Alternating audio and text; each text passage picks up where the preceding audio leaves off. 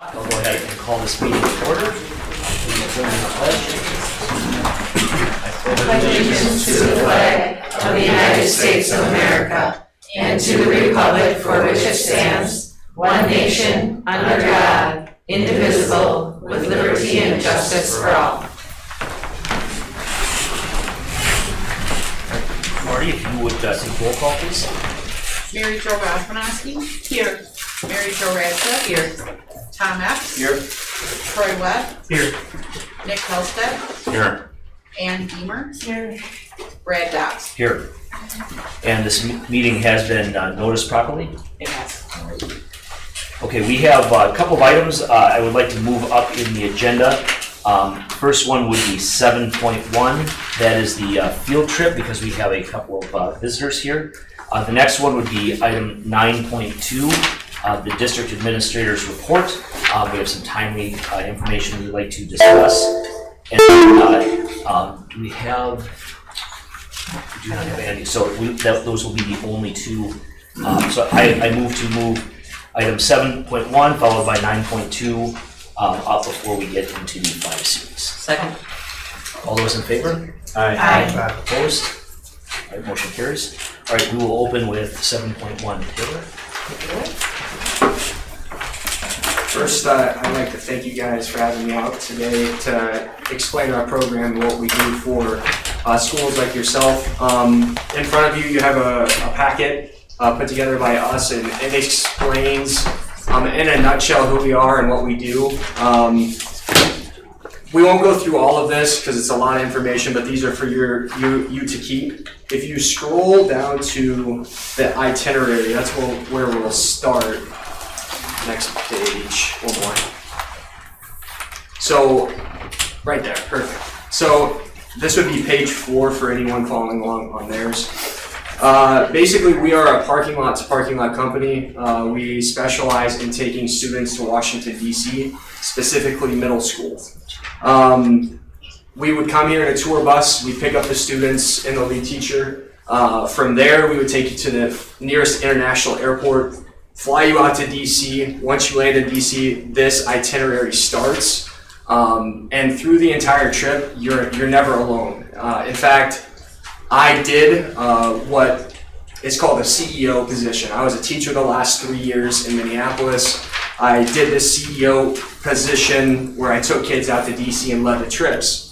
So there's 2 of our staff that are always on site, always doing roll call before and after every stop to make sure every kid is back on the bus.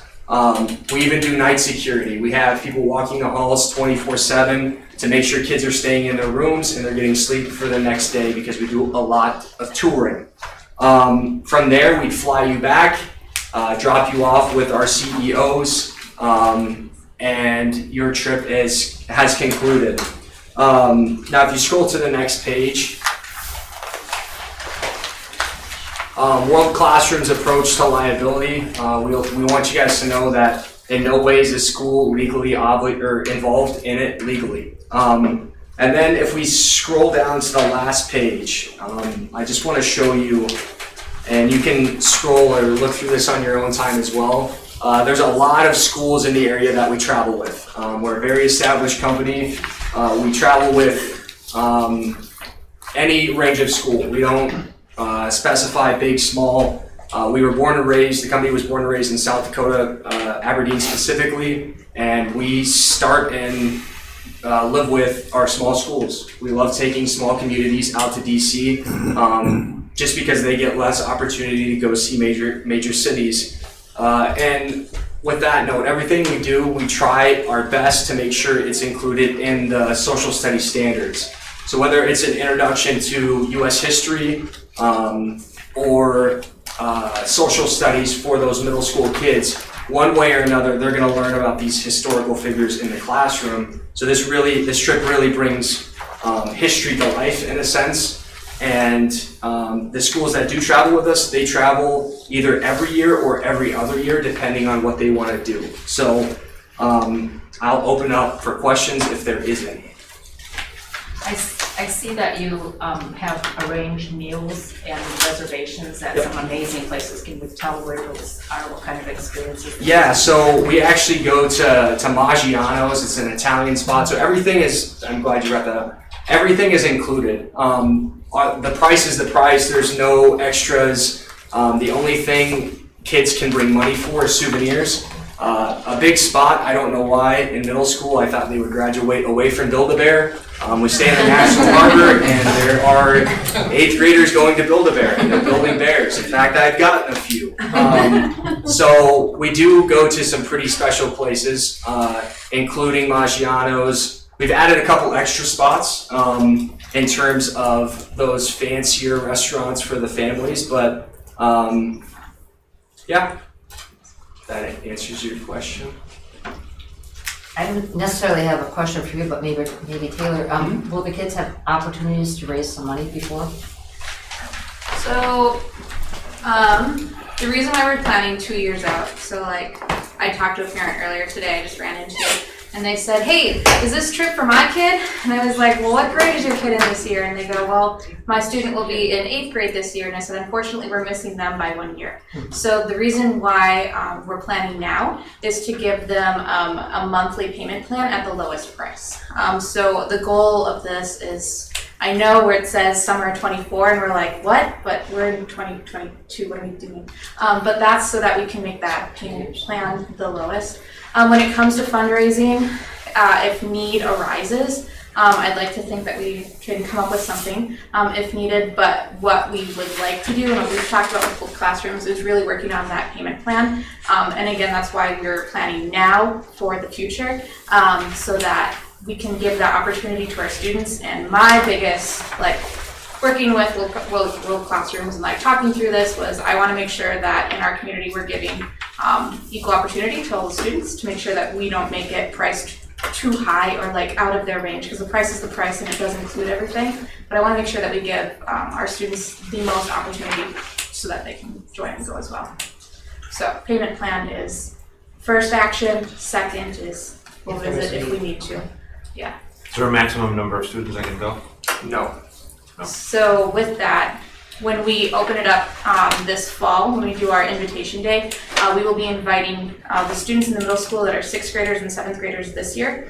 So then in 2024, that makes them going into 8th grade or leaving 8th grade. So those are our classes that we will be working with. So we have 2 classes, not just in 8th grade. It's this year's 6th grade and 7th graders that will have the opportunity for this trip. And so this used to be a very long-standing trip in Black River Falls. Yeah. I did not go here, but some of my colleagues remember this trip from when they were in middle school. Yeah. Is your intention to make it routine again, or are you going to give it a 1-year soiree and see how it goes? I would love to say make it every other so that we can hit that, but in all reality, we know it's a 1 year and see how it rolls. But then the ultimate goal would be to, if it goes well, which I don't really have any issues with it. I've taken students a lot of places, not only as a teacher, but also previously in my other job. I've taken students overseas on mission trips and have gone all over the place with students. We just did San Diego this summer. So coming from an adult that's taken students a lot of places, I really love this. And I really appreciate all the work that World Classroom does within this. I have another question. You talked about equal opportunity for the kids. Are there any requirements that they have, say grades, behavior, and I know you'll have parent chaperones and things like that, but do you have any requirements that could prohibit someone from going? We haven't talked about that yet. This is just an introductory, but that would be a great question for Mr. Dan Norman. That would be our principal. And to speak with on the fundraising as well, we do not require any school fundraising to happen. Can you do fundraising? Absolutely. And we have a bunch of ideas to help with that. We actually have a letter that's printed out and they can send out to family members to help raise money for their trip. And are there schools that do fundraising? Absolutely, but that's their own agenda. They want to do that stuff. There's schools that do scholarships and stuff like that. So we have ideas in that regard to fundraising too. So like I said, 2 years is my goal then as a teacher is to make sure that that gives us plenty of time to make sure we can take as many students as possible.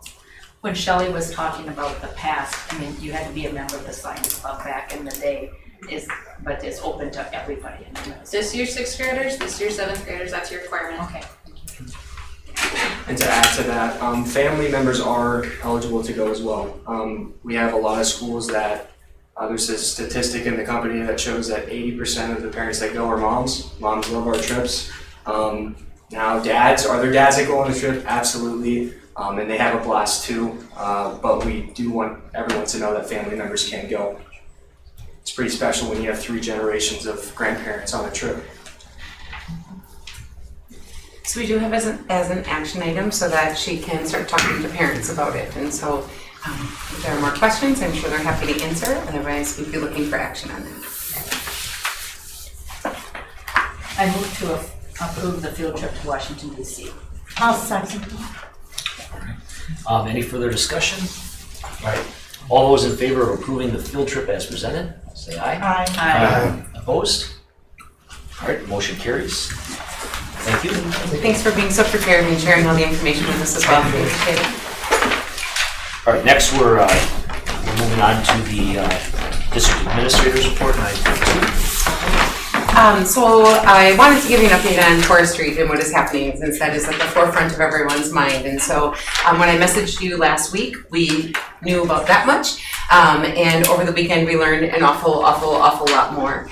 So when we were able to walk through the site on Thursday, what we saw was every fire extinguisher had been extinguished, had been completely emptied, and so the entire surface is covered with this really fine red dust. I am still used to the old fire extinguishers where the white foam comes out. That looks like it would be much easier to clean, but not so much. What we did not realize until Service Master and some of the other experts came is how caustic that powder is, that if it sits on aluminum, it will corrode it. If it is in technology, it could, because it's warm, it could flame. All of these things that I thought we could just vacuum. And so when the experts got there, they started talking about how serious the cleanup is going to be of that building. And when I say it was everywhere, I mean every surface but one classroom was covered with this fine, the new construction area, the old construction area. There were several big glass doors on the outside were completely shattered by the fire extinguishers being rammed up against them. There's some of the interior windows between the LMC and an office area there that are shattered. They were up on the roof, and we believe they poked holes in some of our roof membranes that are brand new. Honest to goodness, we think the insurance claim could be close to $1 million by the time they are done. They just finished installing those great big, I'm not gonna know the word, Jill, switch gear. They just installed these great big ones. They all have that powder in them, so they have to take them back off. They're going to take them out. They use their electrostatic to get that powder off, and then they have to reinstall all of them. We're right now talking about all of this stuff is brand new.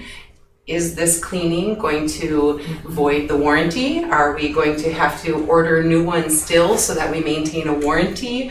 Or will the cleaning of it get us by and still be able to have the warranty? Our most recent conversation with them is they said you have to call every one of the keepers of all that stuff. And so I was thankful that when we were talking to the adjusters this afternoon, they said, this is massive. This is a worse cleanup than if there was a fire, because this little particles are in everything. They said that some people use, they hire an auditor for all of this record keeping and all this stuff, because if you walk through the building, we know about what every teacher has in there, but we have no idea how much is theirs, how much is district, all that stuff. Many of the teachers had their stuff packed up really well because it was already all the construction was going to happen. But if there was even a small hole in the plastic in their bookshelves, those books have that fine powder in there and all need to be cleaned. It is so much more comprehensive than we considered.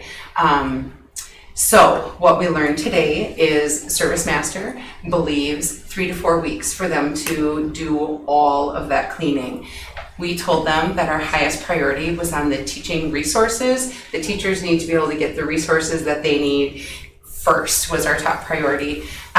So they think, our most recent update was they think in a week we would be able to get the teacher materials out for wherever we decide to put them. And then they would go back in and clean the rest of the spaces. The fire extinguishers were put off behind those great big fans. So literally blew everywhere, everywhere, everywhere. So anyway, the problem is that nobody can be in the building right now. Nobody, which also means construction crew. And Myron was going to be pinched really tight in the 2 weeks and 2 to 3 days that they had left. They have not been able to be in the building. Friday, they had been working Saturdays. They were working 10-hour days plus Saturdays. They lost Friday, they lost Saturday, and they're not going to be able to be in there moving forward until that cleaning is done. And so today's conversation was, to be safe, we should plan for an alternate setting for all of those students and staff through the end of September. So Jill's going to talk a little bit about the insurance side of things in a minute, but I just wanted to give you some big picture ideas that we're talking about. So the admin team gathered today, lots and lots of creative ideas. There are a couple things that are high priority, right? Families need to feel good about where their kids are going, right? These are our youngest kids, and so finding a storage room somewhere is not going to work for those kids. Our insurance company has said that they believe they could get access to portable classrooms, that we could potentially place all the portables right here on this open field so that the staff is still all together. That is one option. He said he'd be able to get them. He took down solid numbers and all that stuff today, and we'll hear more from him shortly. We did some field trips to some of the churches and have done some phone calling to see what's available for some churches. Again, we'd like to keep the grade levels together if at all possible, as opposed to parceling off, so my first grader goes to school at Gebhardt, my second grader goes at, this church, and all of that stuff. So we're trying to keep them together, the grade levels together if at all possible. We talked with the team. We could probably find enough classroom spaces by doubling up other places within the district so that they could still be housed within a district building. We could possibly make that happen, but then that's a whole new set of chaos, right? So then you've got a high school with kindergartners in one end of it, and how is the busing and all of that going to work? So again, we were just made aware of this today, that we were out for so long. I sent a message. I meant to send it to staff and the board. In the heat of trying to make everything happen like that, I accidentally sent it to everyone. And I bet Melanie was in my office, and lots of hard words. I was like, oh, I noticed it. I bet it was 8 seconds. I tried to cancel it. It was gone. So I apologize for that. In the end, we were going to tell families in the near future. They were going to hear about it tonight at the board meeting. So it's not that I didn't share anything inappropriate. It just was weird because I was talking to staff and trying to build staff up and trying to make staff feel like it's going to be okay. It was weird that families got caught in that. So I apologize for that carelessness. But questions about that side of it? Or do you want to hear more about the insurance from Joe? Do you know who did it? So the police are handling that. We are aware that there was some video taken of youth inside the building, and we have shared that video with the police. There's been nobody brought into custody at this time. Is there cameras in that school? No, that building is the least surveilled, if that's a thing. At the end of whatever they did, they went out to the softball field, and we were hoping that the Red Creek cameras would possibly catch that, but because it was so dark and it was the furthest softball field from Red Creek, the cameras didn't kick on there, so we do not have the surveillance video. Just a couple ideas. What I would think, if you're trying an alternative, you have the ice arena, which is empty, and you have the Lunda Center, which are both very close to the high school, and because food service, busing, I don't think they're being used really for anything now. I don't think they put ice in until sometime in September. September they do get ice. We did think about the Boys and Girls Club. Their classroom spaces are small, and our first grade are 21 kids, and so either we need to hire more staff, break them into smaller groups, or we need to find spaces for 21 kids. There's a huge gym there. Yep, absolutely.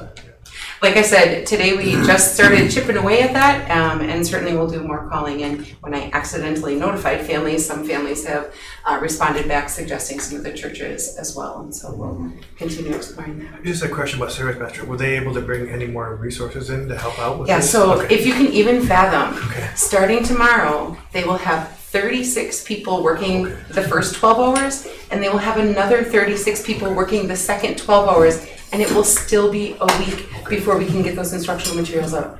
We were dumbfounded, but literally any metal that stuff sits on will corrode and deteriorate over time. So, yeah.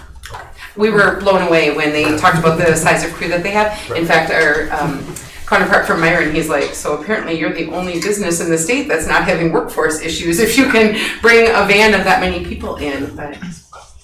And so, not that it matters to us, because our primary goal is getting school started safely and in a positive way. But if you can imagine, we know it wasn't a theft because there was thousands of dollars of contractors' tools laying everywhere, like thousands of dollars of materials and tools, and nothing was taken. There was some smart boards that were torn off the wall. Pardon me? Like work though. Yeah. It's like what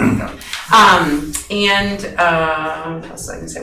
So now there's conversation about whose insurance pays for the cleaning of those tools, because the tools can't stay dirty, and once they clean the space, they can't bring their toolbox back in unless it's been cleaned, and it's a lot.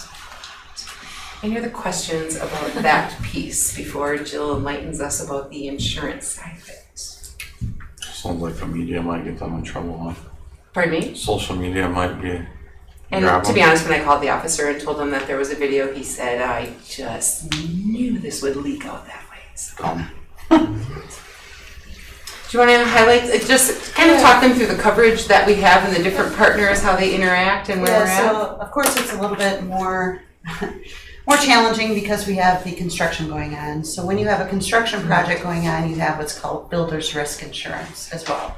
And so we do have that policy and pay a pretty penny for it, and we're going to get to use it because anything that's in the new addition, the remodeled parts, anything that was part of the project would be covered under that policy.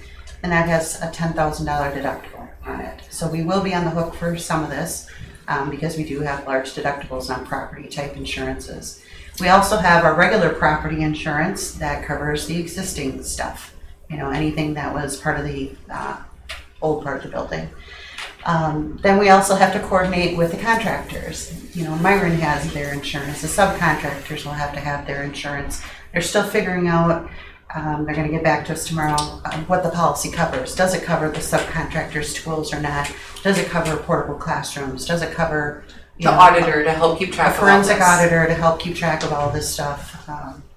It's a lot. And so it will be a very large claim. They don't have an estimate for sure at this time, but it's going to be big.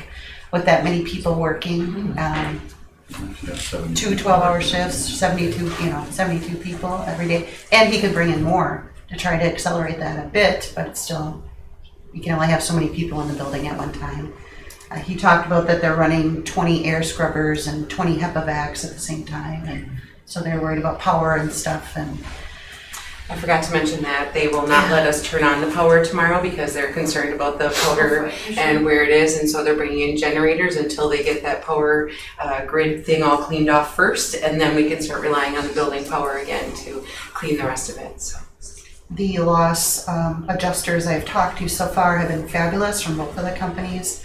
They're actually going to both be turning it over to their large loss team, though. When they saw vandalism, they thought somebody spray painted on the wall or broke a window. I mean, they didn't realize the extent. So now we're going to be transferred to a new team. Our agent has been wonderful. They also have a loss adjuster that is going to help coordinate all these different field agents that are going to come in and look at the property as well. They really are leaning on Service Master for their expertise, though, because it's not the Service Master that comes and cleans your house. It's the commercial emergency response big loss unit. The guy that's here, the project lead, he's from Kansas, and he's been here all weekend. And I've talked to them several times over the weekend, so. We have a great team of people so far. I mean, it really seems like everybody has our best interests, so. And the adjuster made the comment that there are some things that we're gonna come across. Is it financially better to clean it and be able to use it, or just toss it and replace it? And so the adjusters all said, the gentleman from Service Master is the expert in the field. He will know when he gets an iPad, looking at how old it is, whatever, do we clean it or do we toss it and replace it? And so piece by piece, everything, if you can imagine turning a building upside down and shaking it, that stuff is gonna be falling out for a really long time. He also has a subcontractor that does all the electronic stuff, so that's a specialty as well. So we have a PD day this Wednesday, and so I said that there's some people who need some materials for Wednesday. So that person went, put it in a tub, we put the tub there, that gentleman is gonna come tomorrow morning, clean all the stuff in that tub, that teacher gets to take that tub for Wednesday, because that was our first priority. So it's just gonna be a really slow process. So, go ahead.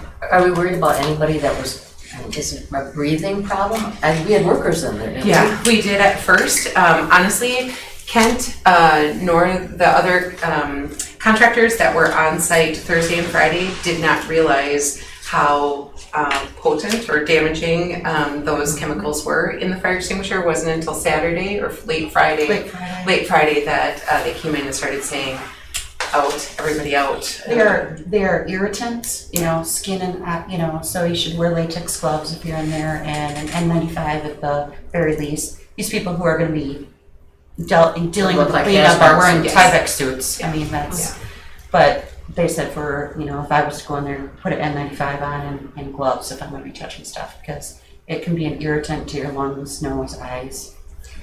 And the fear with the metal is the combustion, and the damage, corrosion. That'd be something. Yeah. Any questions about that before we start talking about what plans?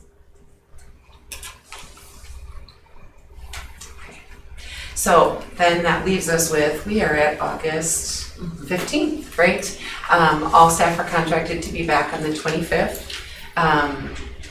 We are very sensitive to just the emotional weight of this for the Forest Street staff, right? I mean, first of all, is the construction gonna be ready? Is it not? Like that whole uncertainty. And then just last week, we were told the instructional spaces will be ready. Then Wednesday night happened, and we thought we still knew Thursday. That was before we knew how serious the mitigation was around this. So they were very clear today, there's no way school can start in that building on September 1st. It just can't happen. So that was why we made that decision. Now what happens after that, right? In just looking at the calendar, I'm gonna open mine just so I don't misspeak. Our thinking was that the Forest Street staff, there's nothing they can do this week. They can't get in, they can't do anything, there's nothing they can do. Next week, we are uncertain. If they're able to get all those instructional materials done early, then great, they might have access to them, but we're not counting on it because we just don't know.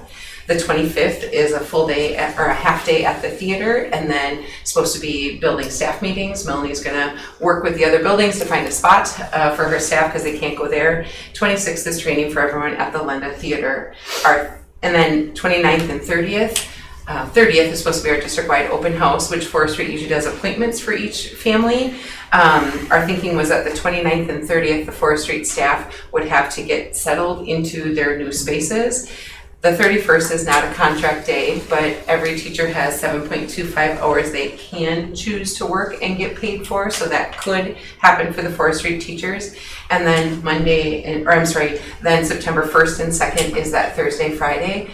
Wherever Forest Street school classrooms land, there's gonna need to be and here's how our kids go to lunch, here's the bathroom, here's all of those routines that typically, the adults know way before the kids get there, and then that's how they live their first couple of weeks, is trying to teach those kids those routines. We feel like there's no way they cannot have access to their materials and be ready to see kids on Thursday the 1st. And so we are proposing right now that Thursday, Friday, the Forest Street staff would have for wherever they are housed to figure out what school looks like there, what recess is, all of that stuff. And then Labor Day is Monday the 5th and the 6th. Our kindergarten, first grade, early childhood, and 4K would all be able to start. That's all very tentative right now.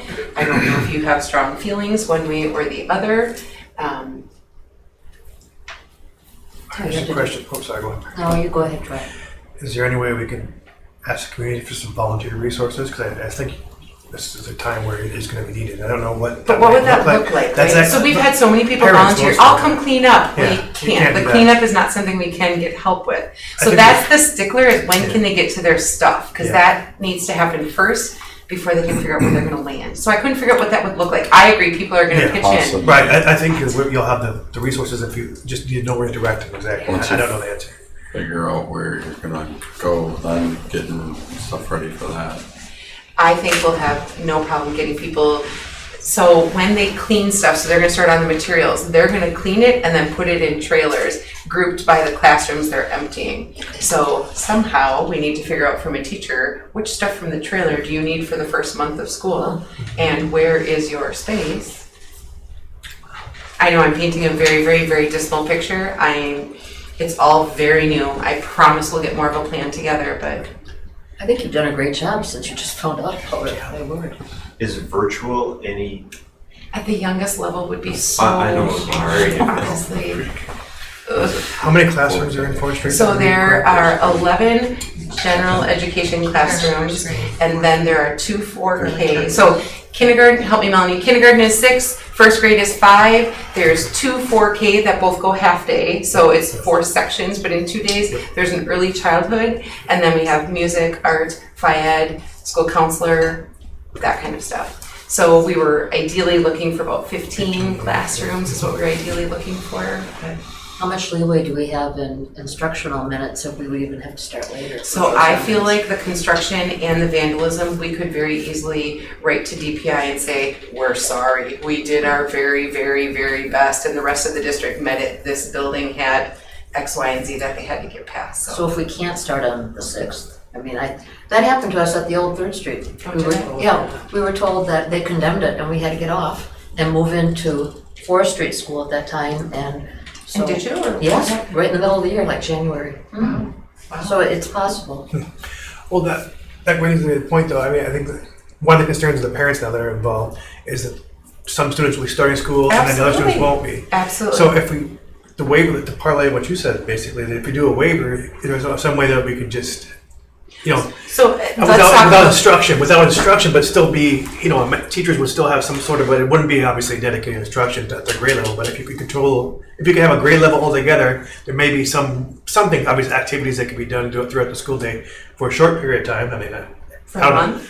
I know, it'd be tricky, but it would be more of So a basically one-room a school. daycare? A daycare? It would, in some aspects, yes. Because I think that would be difficult as much as it's for the school, it's also difficult for the parents that are expecting the start date of this date, and then now we're going to, and it's not anything that, and I think they'll understand, but also that it's, So actually, there was some conversation at ripples the through. admin table today about, is there something that like our high school clubs and stuff could do, like to put on like a kinder camp or, something like that. But to be honest, those clubs haven't seen each other since last spring either. They've had no time to get together. If we're asking our teachers to do it, when are they prepping their real classrooms? Right. To be honest, something that we talked about today, at some point, hopefully soon, those teachers are all gonna transition back into their new spaces. And so there needs to be time for them to move that. So we said maybe then we could get some high school groups to take all of first grade and go do something so that the first grade teachers could reestablish their classrooms over there. So we wouldn't have to close school then, because we really talked a lot about the parent perspective. It's just so out of our control that that's really hard to babysit all of those kids because the teachers need that time. And so who's gonna do what with the kids without? no, I could just see it from now that the community is all aware of what's going on in a sense, that they're going to shift their focus, they're going to understand the burden that's going on, but they're also going to understand the burden is going to be rippled throughout everyone. Much like a snow day. Yep. Well, what about District 1? Would there be spaces out there? Because there would be restrooms and Yeah. spaces out there, and they've been really supportive, I believe, the whole time this fun. Would that be a possibility? We did talk about that because there's a gymnasium, there's about Yeah. 6 classrooms, and there's a kitchen. So we did talk about that, but that left us with dividing the grade levels pretty significantly. So that's why we decided to just check the churches because then they're right here in town. But that we've got a list that we generated today, and the D1 Center is definitely on it. The busing there gets hard. So when you think about 4K, the kids only have a half a day. So to add that additional busing for 4K wouldn't be functional, but perhaps some of the other grade levels could. So that's certainly on the table for further exploration. It sounds like you're researching all alternatives and But ideas are always welcome, right? Because we have a diverse community. yeah, I'm trusting that your team will come up with the best solution. I like the idea of getting the portable classrooms if the insurance companies say they could do that. I mean, that would be. And logistically, we can get them here. Yeah, that's what we talked about. So we talked to him this morning, he mentioned it, we talked again later, he sent an email asking for concrete numbers and bathrooms and ADA accessibility, all of that stuff, and so we're hopeful that he'll know more tomorrow. To be honest, we talked about it, like, the teachers would probably feel better if they saw right now where they were moving to, that would feel better, than if they say, well, the classrooms should be here on August 27th, and then the teachers are constantly driving by, I don't see a classroom, I don't see a class, right? That's just gonna make it that much worse. So, if you have ideas or thoughts, we clearly are wide open. Don't assume that we've thought of it. We are doing our best brainstorming, but Thank you for all the hard work that has been involved, and I know it's every staff member is and committee member is behind you. all right, the only other thing I had for district admin report is that during our June board meeting, I was trying to give an example of something that had happened, and I errantly used a student name when I should have used something more passive, and in the heat of what happened, I made that mistake. That evening, I apologized to that parent immediately because I knew my mistake, and I just wanted to publicly make that apology as well. It was just in the heat of discussion, I said the name and I knew it right away. I apologized to the parent, thought it was good, but just wanted everyone to know that I did catch that. Thank you. Yeah.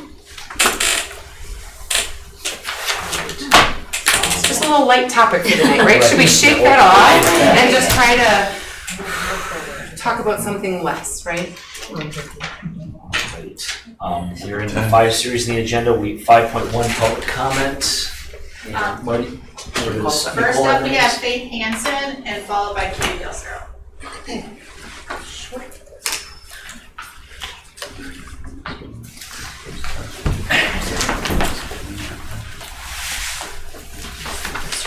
Hello.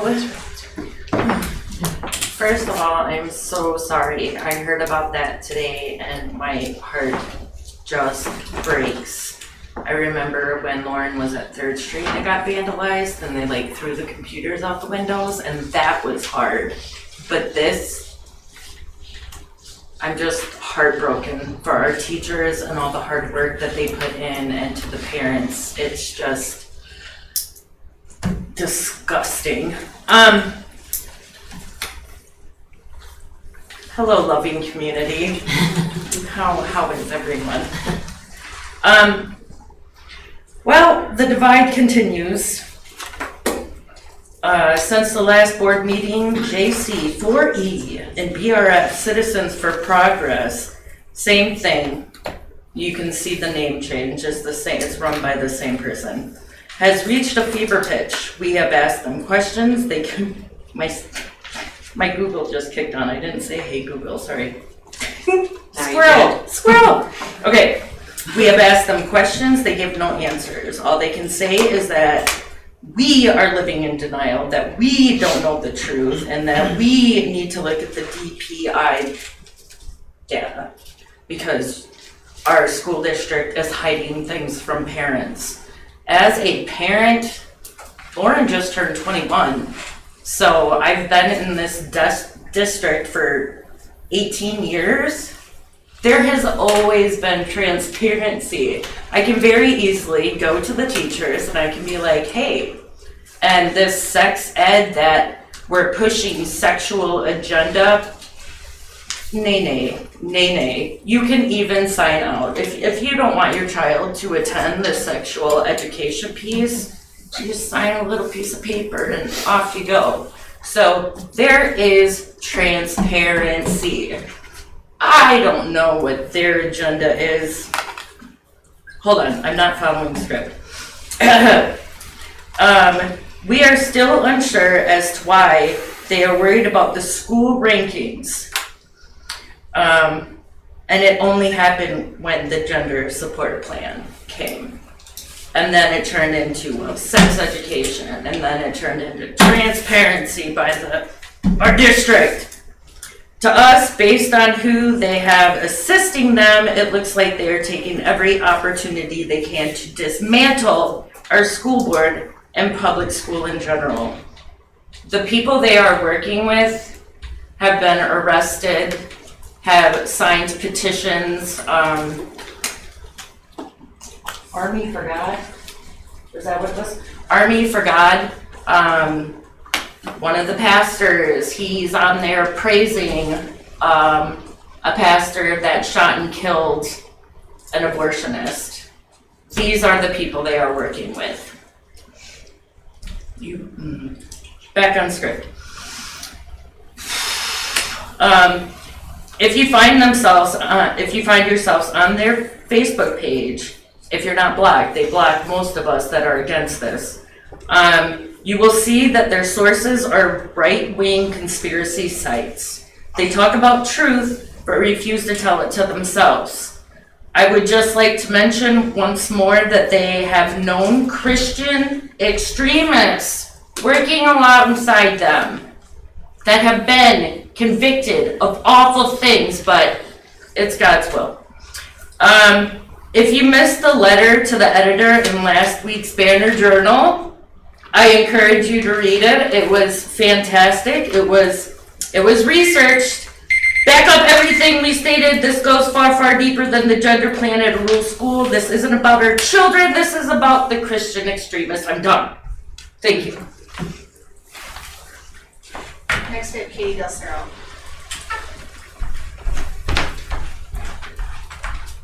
Hi, hey, I'm Katie Del Cerro. I've lived here for the past 22 years. My husband and I raised our daughters here. Theta, our youngest, just graduated this last May. And so I just want to say hello. Until May, I've been a school district parent.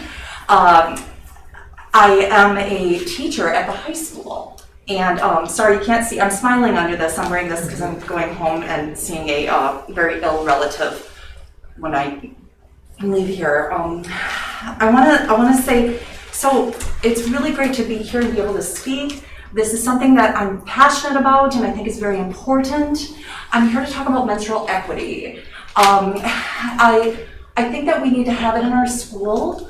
And I also think that it would be really, really great to have it at the middle school as well. So the thought that I had actually was sparked by a conversation with Lindsay Lewis when she was a teacher at our school, and she came up to me and said, "Hey, we should have menstrual equity," and I'm like, "Yeah, we should." And so, so the two of us took it upon ourselves to purchase all sorts of pads and tampons and.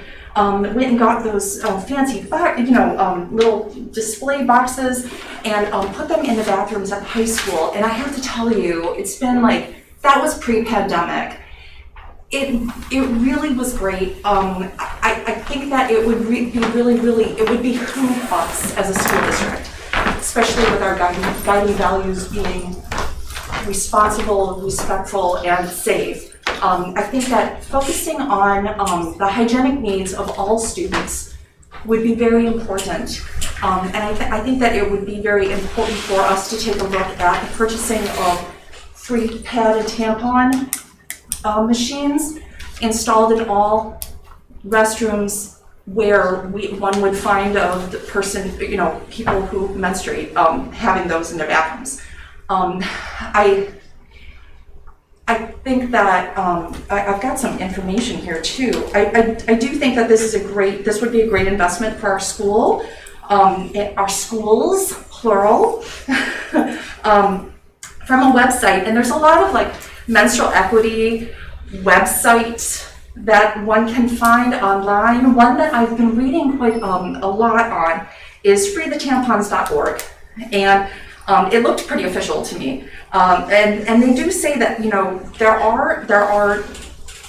there's all sorts of statistical evidence that it actually increases student attendance when all hygienic needs that can be met are being met.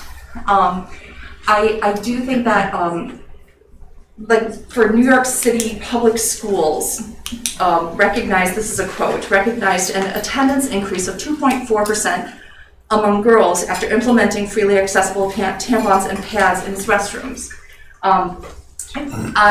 There are some states in our country that are required to provide free menstrual products in bathrooms in the public schools. Ours is not one of them, as I know of. Until HR 3614, hopefully, fingers crossed, that was introduced by a representative from New York State passes on a federal level. I think that we need to be taking a look at the needs of all of our students, and students who menstruate actually are a significant number of students in our district. And so can't imagine can I say one more thing? If that's all right? I just want to say, I've been talking to the general public and asking them, do you think that we should be providing this? You know, what do you think? What do you think? One girl who's a high school student told me her little sister, who's going to be starting high school, is really excited about coming to the high school because there's going to be pads and tampons in the bathrooms. And I thought, I feel that it would just be a really, really great thing for us all to decide to provide to all the students. Thank you for your time. Thank you for listening. Thank you. That concludes 5.1 public comment. Next, we have our annual operating resolutions, 5.2. And so annually, these are the resolutions that the board adopts. There have been no changes other than dates. One board member asked a good question earlier. They thought we were trying to sneak one by where it said we could borrow $1 million, but you recall that Jill has talked to you before that some districts have to do short-term borrowing in order to make their payroll, right? Because they pay staff every month and the state aid doesn't come in evenly throughout the year. And so this gives districts the authority to do so. The school district of Black River Falls does not participate in any short-term borrowing. Our fund balance is healthy enough that we don't have to do that. If we were ever going to ask you to borrow that $1 million that is allowed for by state statute, you would certainly know before we did that. That would be a separate item on the agenda. So the rest of them are just the official designations for legal purposes. Questions on these? I make a motion to approve the annual operating resolution. I'll second.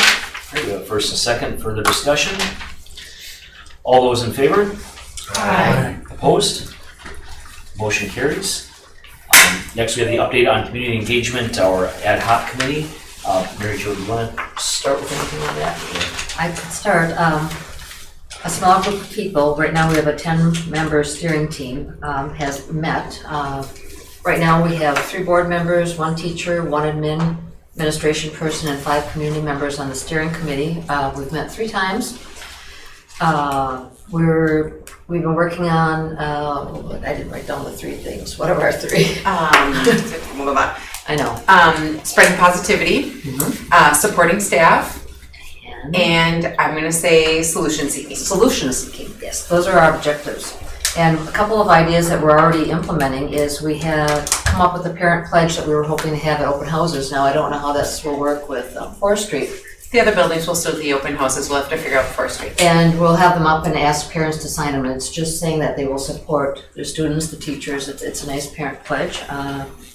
We have also gotten a group of people that are willing to help, like you just said, Troy. A lot of community members would like to help, and Bobby Weiss has sent out things to the teachers and asking if they do need help. I imagine Forest Street will need a lot of help eventually, and there are people in our community that are very willing to do that. We're going to reach out to the more community members. We're at this time, I think we still have I'll call it a brainstorming / listening session on September 28th that we're hoping to hold with community, and right now it's being scheduled at the Legion. So we have that going, and there's just a lot of good things going. The people that are on the committee are very positive. They believe in our school district. They want to find solutions. We know we're not perfect, but it's a good group of people. I don't know what else. Yeah, you had, and your date was right, so it is September 28th. There's an article coming out in the Tiger Tribune. Do you know when that's going It to is supposed to be in mailboxes the 22nd, but it's like a 3-4 week process from when it leaves my desk to mailboxes, so. So there'll be an article kind of jointly written explaining to the general public what the ad hoc committee is. I've managed to make 2 of the 3 meetings so far. It's a high energy group. I think we're going to see a lot out of this group coming on. So.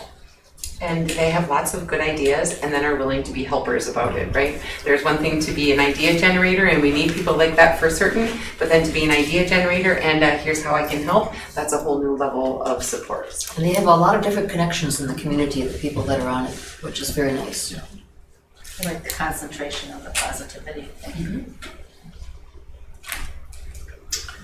That's all I have on that one. So we will move forward to 5.4, name change from Early Learning Center to Elementary. All right, and a board member asked previously, when did the name of Forest Street change to Forest Street Early Learning Center? Honestly, I think I was an elementary principal at the time and there was never any big formal action. I think it was 2006 when we went to grade centers. I think as soon as we divided that was going to be kindergarten and first grade, that building added Early Learning Center onto it, because then it was 3rd Street Elementary and Gebhardt Elementary is the best I could come up with. So we think 2006, but it was not a great big renaming. I think they just quietly added it on. So I will leave the floor to Melanie. Thanks. So last year I was approached by a group of staff members who just inquired about, during the duration of our build, it would be great to go back to our namesake of Forest Street Elementary. And they were also talking about how it would contribute to the professionalism that would go along with elementary versus Early Learning Center. They felt that it would help boost attendance at school, because the consensus of the building is that Early Learning Center implies daycare, which implies attendance is optional, which at an elementary, attendance is not optional. We expect students to be here so that they can learn. Interestingly enough, I pulled our survey because I didn't want just this group of staff that came up to me. I wanted to get the viewpoints of the whole building, and I learned some interesting things by asking this question as well. I had a staff member say that they really vacillated on even applying to the position that they were hired for, because they thought Early Learning Center would be, they wouldn't be eligible to apply for their job.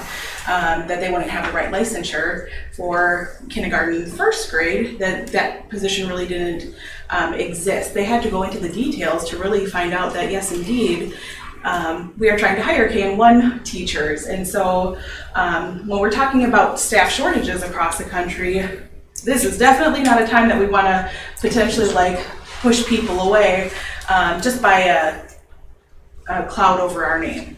DPI has a license called Early Childhood Education, and so it's very possible that staff member thought they needed to have the Early Childhood Education license in order to apply. And so it could Can I have ask a happened. quick question? On here it says you want to change to FS Elementary Oh, School? Forest Street, I just typed it short to Okay. fit the agenda That level. makes more sense. Yeah, That makes Forest more Street, sense, yeah. We still want to be Forest Street. With Forest spelled wrong for everybody in the world, right? Yeah, well, it's going to be different, you know. So with the new construction, is there signage ordered or anything like that? So I don't know if I don't know the answer to that question, but what I will say is that there's signage inside the courtyard, and it does say Forest Street Elementary. So if we would just move that out to the outside, that might save us some money if the signage hasn't been ordered already. It has not. Thank you. I don't see a problem Yeah, with that. Not at all. It makes sense, actually. Like I said, I didn't know it changed. I kinda didn't either, but no. there are a couple of districts that have an early learning center in the state, but from everything I've seen, they're only 4K, they're 4K only buildings, so I don't know. Yeah, I didn't find anything that was first or kindergarten. And there's a couple of early learning centers that are literal daycares as well, so. And the other thing, like I shared in the email that I sent, is that when I pulled the staff, there was no pushback from staff. They were all supportive of it. They threw out a couple cons, would be the signage, the cost of the signage, and then just any hassle work of changing the name on paperwork, so. So are you looking for a motion for this? So I did not put it on as an action item because you had heard nothing about it before. However, remembering that it is not required to put action needed on an agenda item, the board can always choose to take action or not take action. Those were just my guiding notes for you. So I would say it is 100% up to you what you would like to do. So it sounds like the cost of changing would be relatively minor. So we don't order like stacks of letterhead like we used to, right? Like back in the day you would order letterhead, now we print that on the computer as we use it, Just so. be a few changes in the letterheads and different forms that you use and whatever. Shouldn't be anything major at the school outside or anything. Just one quick, when filing with the state, would that change some stuff? That So would be- each year, I have to do a census for the DPI where I have to list each one of our buildings, the address, the grade level served in that building, all of that stuff, and if there's any edits anywhere through that. So I do that every single year, so I would So that take wouldn't off be- early learning center and put Right. in elementary and it'd be Yeah, minor fine. change then, okay. I just wanted to make sure. I move to change the name to Forest Street Elementary School. I will second that. Any further discussion or questions for Melanie? The concrete signage is actually already still correct then, isn't it? Because this is 4th Street Elementary, or what does it say on it? This is 4th Street. I believe that in the construction that was just demolished because I Oh, was think it? it was Okay. rooted into the ground there. Oh, wow, And okay. they needed to take that out. Okay, so it's no longer there then anymore, No. so, okay. That's okay. Yeah, I think during construction is, I mean, if we're gonna do it, Now's the time. now's the time.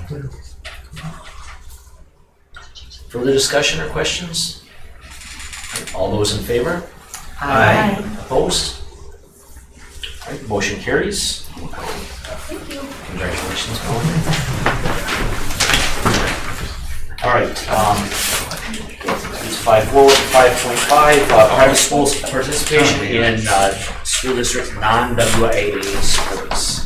Sure, so reminding you that all of our high school sports are governed by WIAA. That means they make the rules and we comply with them. There are some places where we get to make some judgments, but for the most part, they get to make those decisions. So there has been a request from a student who attends a private school, and I just want to be clear all those differences, right? Because there's so many different school options. Some people open enroll out and choose to go to a virtual school. They would not be eligible to participate in our athletics under WIAA rule because they are choosing another school district's virtual program. If somebody homeschools a child, then state law dictates that they can participate in 2 classes each semester and athletics. So homeschool is very different than open enroll out to any program or neighboring district.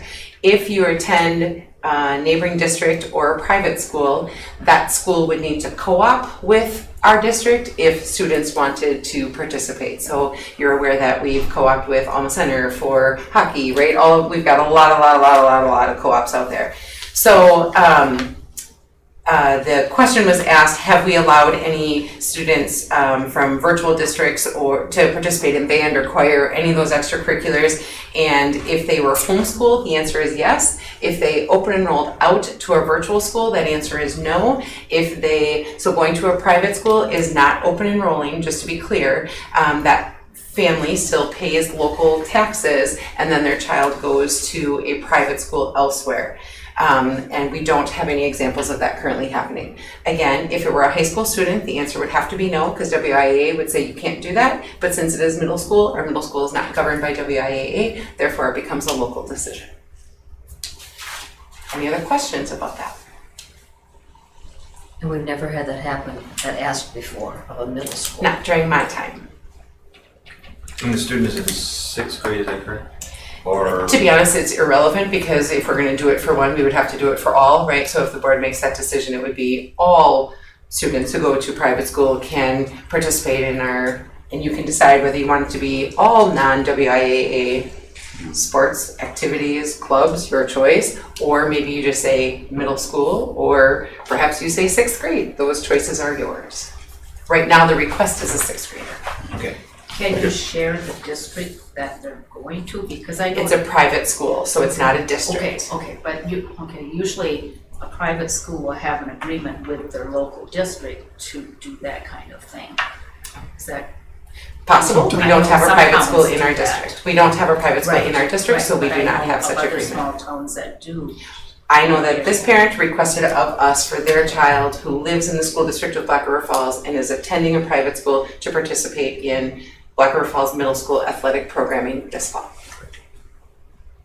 And they asked Mr. Osgard. Mr. Osgard said, asked me, he said, I assume the answer is no. And I said, pump the brakes, let's make sure the answer is no. Then I checked WIA and they said if they were older, it would be no. And then I said to him, it becomes a board decision, not a Shelley and Andy decision. It's a local school decision at this point, because there's no regulating body that says yes. Well, okay, they're paying for their private school, right? Mm-hmm. They're paying. Well, I assume they might have gotten a voucher, but whatever. Who yeah, knows? we're not paying for their private school. Right, who cares? Anyways, they're still paying property taxes. Right. So why wouldn't you let them? Right? Yeah, are you asking your? Well, I'm just saying, it's like, Rhetorically, you know, you're asking I mean, they're paying the same as everybody else is to go to the school. Some people would say that they want their cake and want to eat it too. Some people feel like they're Yeah. trying to a la carte their way Well- through their child's education. And not right, wrong, I'm just telling you that that is what others might say about that. They are paying taxes, but we're losing the money for that child to go to a different school. Well, I know who you're talking about too, but one thing I would say about them is they have volunteered a lot of time to coach different, soccer, football. I don't know what all things, but I know there's several things that they have. I would hope if the board makes a decision, though, it wouldn't just be for this one family, that it would. Well, I realize it's I gotta don't, be. to my knowledge, I do not know who I we're don't know talking who they are. about, so I mean, for you to say you know who it is, I'm at a loss because I don't know that, so I don't think it should be based on who it is. Well, And I don't know. who I it is. believe that too, but it doesn't really matter who it is, but I do feel that it's important that they do contribute to coaching other So, kids, what are the negatives to this as far as the district? Is it going to cost us extra money to do this? If we allowed middle school, non-WIA regulated events to participate, if they are outside of our district, not open enrollment? That's where we're standing. So please chime in if you have other thoughts, Mr. Nortman or Mr. Madsen. I would say that potential, I'm not saying it is, potential negative, if we had a large team already and then we had another player, that would mean less playing time for some of our middle school athletes. I don't know if that's the case, I'm just saying possibly. It's a uniform, it's travel when we go to events.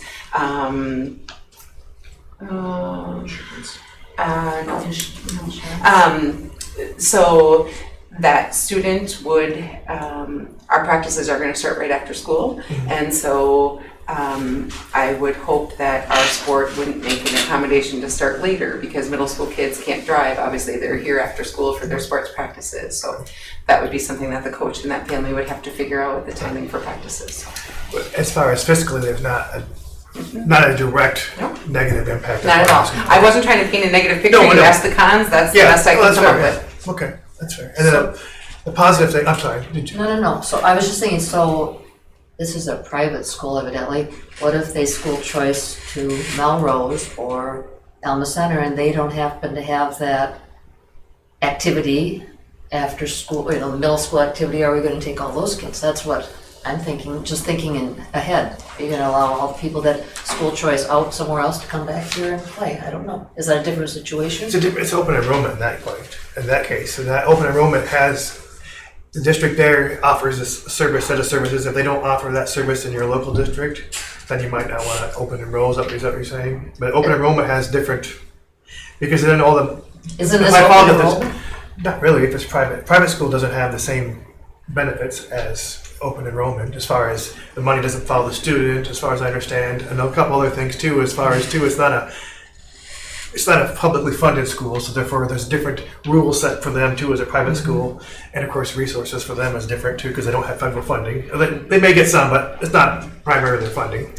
Correct So- me if I'm wrong, I think private schools are So looking if for it is vouchers. if it is a private school that participates in the voucher program, then they most certainly do collect state and federal aid if they participate in the voucher Yeah, there's a system. couple- there's a I couple. am unaware Yeah, I don't if this know. school participates in the voucher system, but is not factual to say private schools don't. I said they may not get full funding, unlike a public school. So I don't know what that answer is. I don't know anything about the schools. All I know when it comes to WIAA, private schools can join the WIAA. Correct. And then they pay everything. They do the same thing. Correct. And that's a totally different level at that point. Absolutely. Middle school is an exception here because it's not regulated. And there are So- some middle schools who are WIAA, we just have chosen not to be. Okay, so that is at least, okay. very good. Right, yes.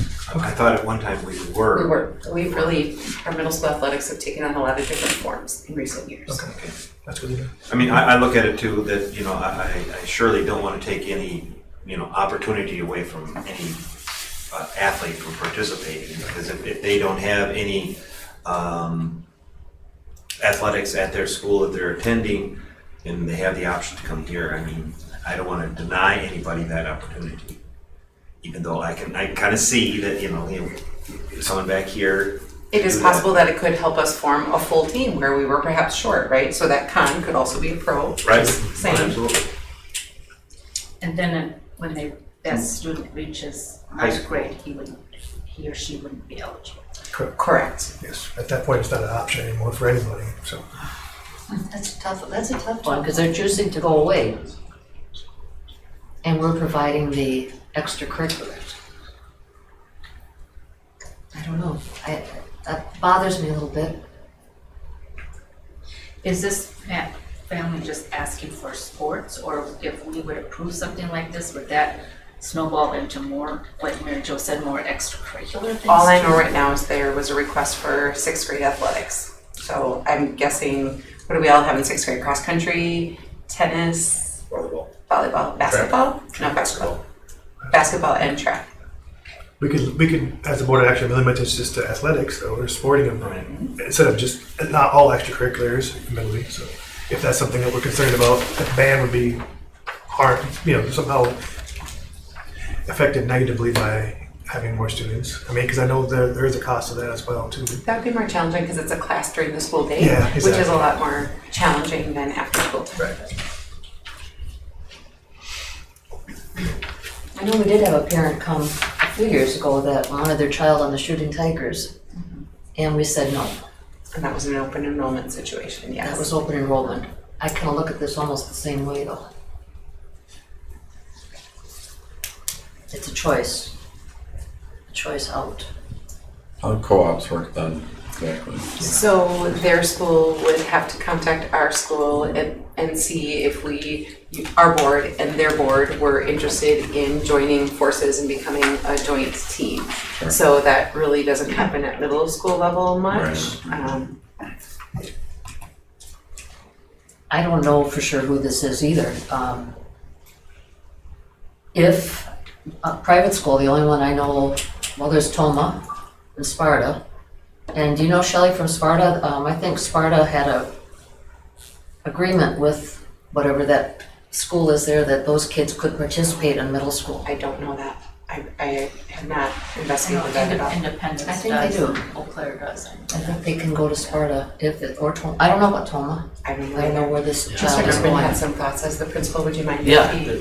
One potential problem, occasionally for our longer trips, we do leave 3:00, 2:45. Potentially that would also cause a problem. If the students had to get out of school just a little bit early to make that sports event. Just thought I'd throw it there. Well, they just have to make accommodations. Right. Yeah, right. The team would or the family would? The family. The family would. I would say that all the burdens for time constraints would be upon the family. The school shouldn't, the rest of the team shouldn't have to accommodate a single student. I would agree with that. We also have to figure out liability insurance. That's what I wondered about, is liability.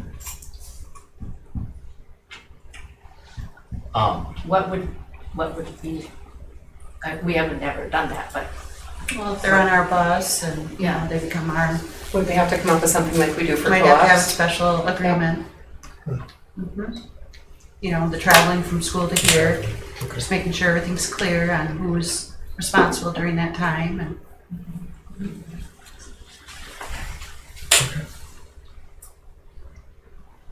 So there are some matters that need to be, cleared up and squared away before this would actually happen, but they're just looking for. None of them are insurmountable, but yes, Right. there are things that would need to be done. Okay. And this is something we would have to take a vote on. Yes. Yeah. Unless you're telling me to decide, which I hope not, because I voted on his action. Well, go ahead, Tom. I would just like to make a motion that we accept this private school participation in non-WIAA sports at the middle school. I was gonna, yeah, and I'll second that without, just for sports and not WIA, right? In middle school only, we're talking about. Right. Is that what you said? Okay, thank you, yeah, and I'll second that. Okay, so just so we're clear on the motion, so we're talking, and I'm gonna go by grade, so we're talking 6th through 8th, only athletics. As long as we are non-WIAA. Right, yep, which, yes, as long as Black River Falls remains non-WIAA. Is that? Encompasses everything. Okay. All right, further discussion? I'm just not ready to vote on this because of Jill's, I mean, I really think we need to have the liability insurance thing answered before we make a decision on this. We can move to table that, that would be an option. I don't know, Andy is not here. Dan, when would you need to know? Or, Middle school athletics don't start before school starts, so you'd have at least until September 1st. I believe that if we drew up an agreement and present it to the family and say, if you want your child to participate, this is the liability agreement that we need you to sign, I can't imagine that that would be a problem. So perhaps, are you in agreement? I agree that it can be worked out, yes. Yeah, and so. If it's not, then we would.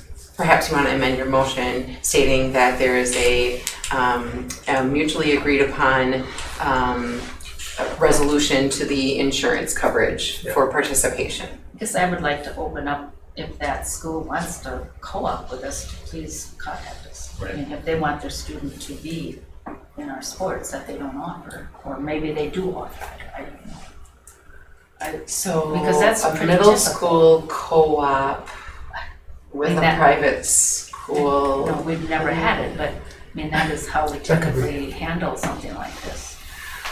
I don't know.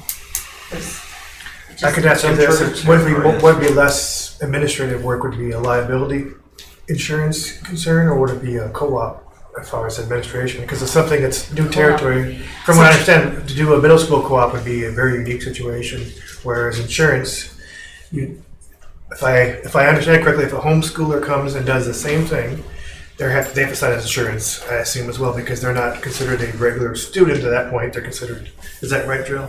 So they do an insurance resolution of some sort, I assume. I don't know what the form exactly looks like that Right. they, when they participate, it would look like what we use Sure. typically. Okay. Because the DPI recognizes them too differently admittedly than versus Yep, this yep. student that's outside. Okay, I was just curious. This is just an unusual. It is. And so to be honest, the formal co-op form that you guys approve every 2 years for all of our other sports, it's a WIAA form. Right. So there is no form for non-WIAA sports. Right. We would be making that up. And we Yeah. can, but it doesn't exist. Generate a new memorandum of understanding or something too.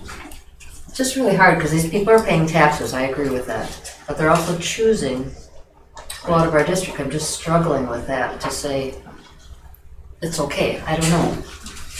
I'm really Well, struggling. look at it this way too, possibly. If they're still willing to participate in one aspect of our district, maybe that would be a way to extend goodwill to come back to district as well. Who knows? I don't know. I would agree with that, Troy. Maybe once they hit high school, they'll say we're Yeah, coming back. they want to play this with their teammates and they want to come back here. Yeah, I don't know. I don't know the answer. I don't know either.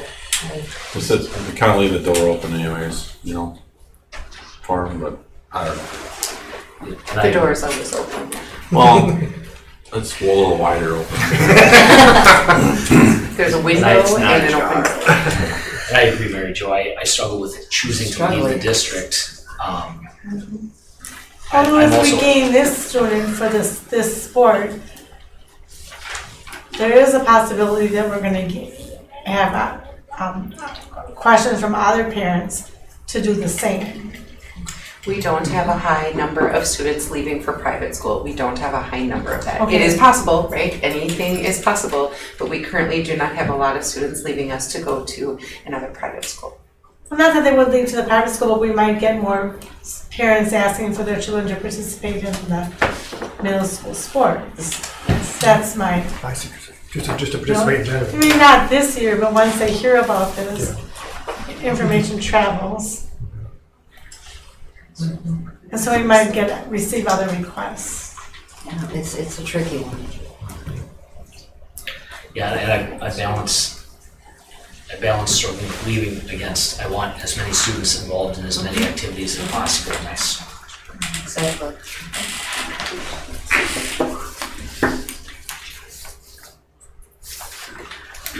well, are we, any further discussion? So do you wish me to amend my motion? It sounds to me like the insurance could get worked out either way. Either way, I don't think So it's an it's issue. not, I don't think it's like a deal breaker, according to what I'm hearing anyways. And it just needs to be clarified, right? And if you make your motion as such, then the family knows all the information. Either I agree to this, All or right, so I amend my motion to say that we allow the private school student to participate in non-WIAA middle school sports, or a non-WIAA school, so. And so that all the insurance coverage and everything is taken care of and agreed upon with the parents. Right, and I will second that amendment then. So now we have that motion in front of the board. Any further discussions or questions? All right, go ahead and vote. All those in favor? Aye. Opposed? No. 6-1 in that one, motion carries. All right, we are on to focus on purpose, 6.1, our student feedback survey. would you mind opening that up? That was the survey monkey. Sure. Okay, make it enough what I need to do. You're not frozen, just so you know. That's strong.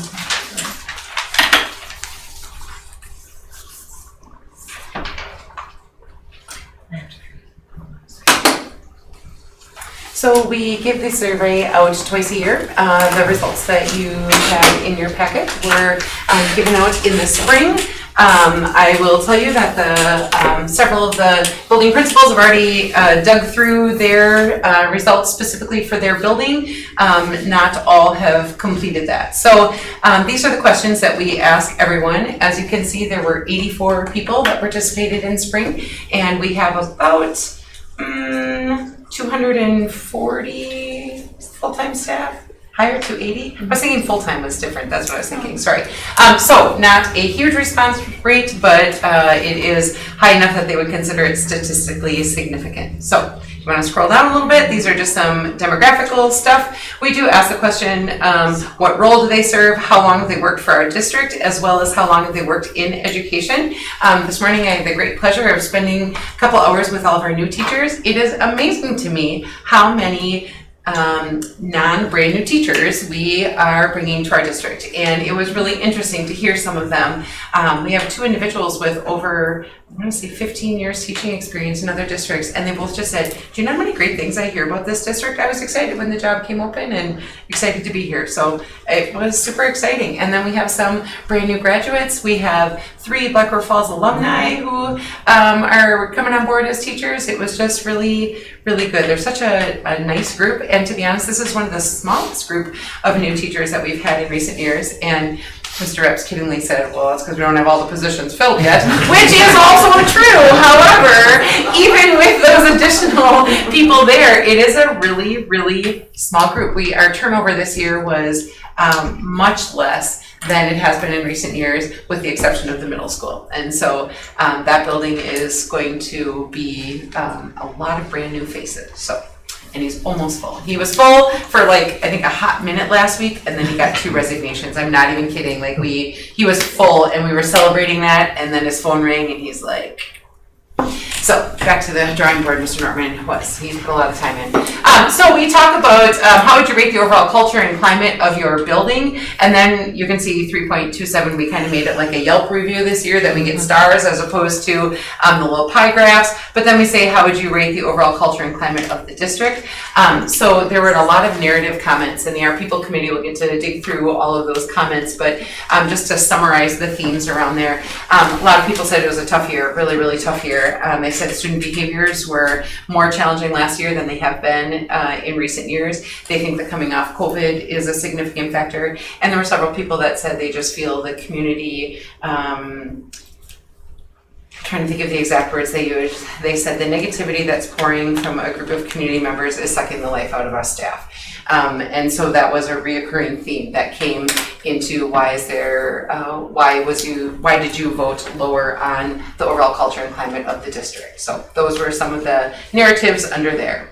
We ask, I feel valued for the work that I do from my immediate supervisor, and then we ask again, I feel valued for the work that I do from the district as a whole. They're pretty darn close to the same thing. We then ask the question, what does your supervisor do that makes you feel valued? And over and over and over again, they talk about it's the personal notes, it's the personal conversations, it's not the great job everyone, but the I saw you in here late yesterday, and then when I was in your classroom, that went so smoothly. Or that was a really challenging parent conversation, you handled it beautifully. Like that very genuine and very concrete feedback, very specific, was overwhelmingly what they appreciated the most from their supervisor. That makes them feel appreciated. We asked them, I believe that my colleagues are competent and capable in their work. Actually, I'm going to go back 1 second. We go down this one when we talk about value. We have to think about a new way to do our Teacher Appreciation Week, because this whole process was exactly evidence that we will never make everyone happy.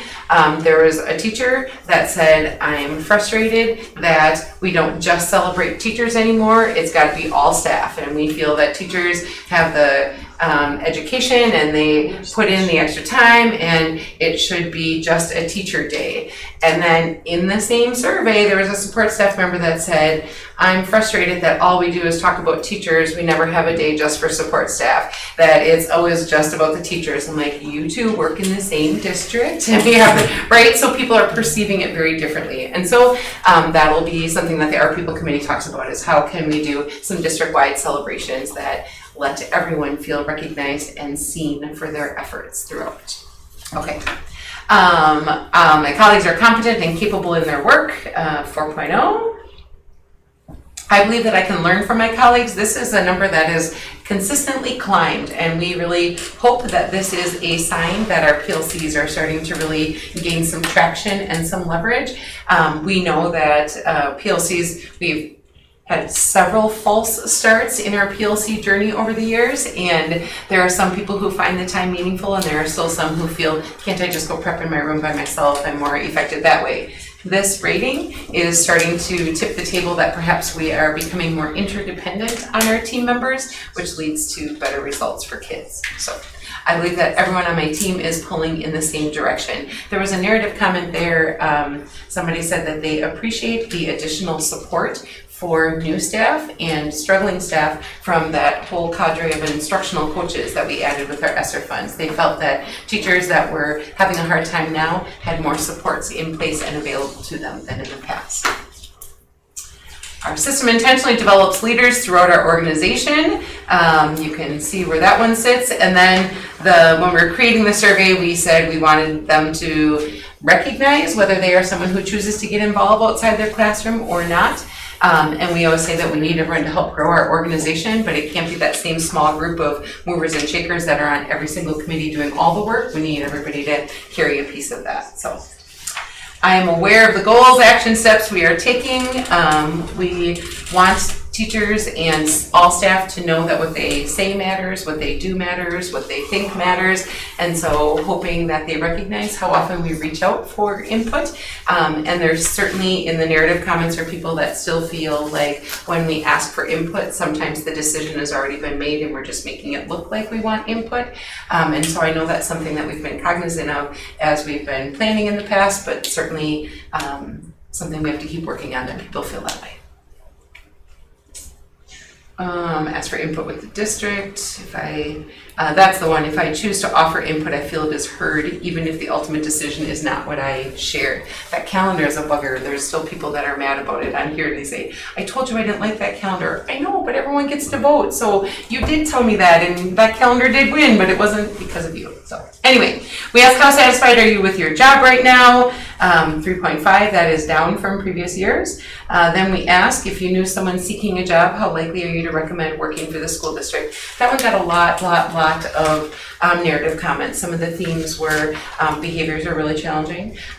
Some of it was community support. Some of it was some people that said to the positive that if you are interested in professional development or have an area of passion, the district is always willing to support you in that. You get to grow as much as you're interested in growing. There were some support staff who talked about wages and the percentage of insurance that they have to pay if they're not full-time, that because their wages are lower, they wish that full-time health insurance benefits were available. So those were some of the narrative themes around that one.